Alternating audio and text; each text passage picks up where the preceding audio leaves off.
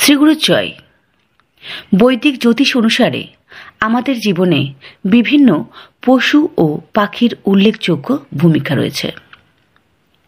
কোনো কোনো পাখির বাড়িতে আগমনে শুভ বার্তা নিয়ে আসে। আজ আমরা জেনে নেব বাড়িতে কোন কোন পাখি আসা সৌভাগ্যের ইঙ্গিত বোঝায়। শাস্ত্রমতে পায়রাকে শুভ ও শান্তির প্রতীক হিসেবে মনে করা হয়।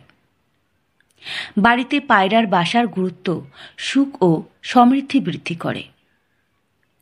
এতে মা লক্ষ্মীর কৃপাও পাওয়া যায়।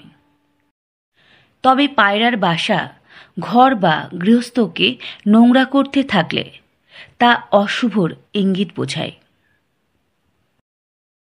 জ্যোতিষশাস্ত্র মতে বাড়িতে চড়ুই পাখির বাসা খুবই শুভ বলে মনে করা হয়।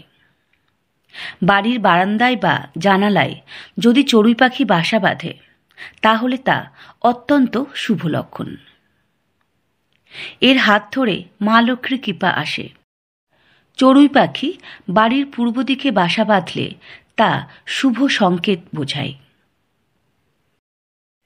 হিন্দু পুরাণ ও শাস্ত্র অনুযায়ী প্যাঁচাকে দেবী লক্ষ্মীর বাহন বলে মনে করা হয়। যদি রাতের অন্ধকারে বাড়ির চারপাশে একটি প্যাঁচা দেখা যায় তবে এর অর্থ সারা বছর ব্যাংক ব্যালেন্স পরিপূর্ণ থাকবে।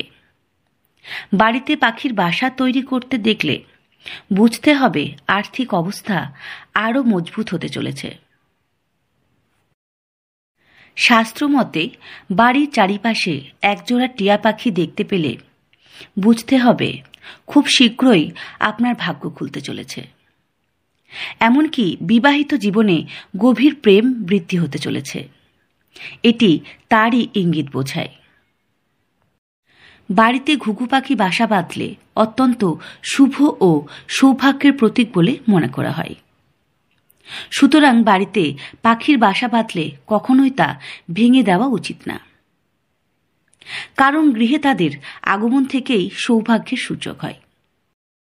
ভবিষ্যৎ হয়ে ওঠে উজ্জ্বল। ভিডিওটি ভালো লাগলে অবশ্যই লাইক ও সাবস্ক্রাইব করে পাশে থাকুন। নমস্কার, ভালো থাকবেন।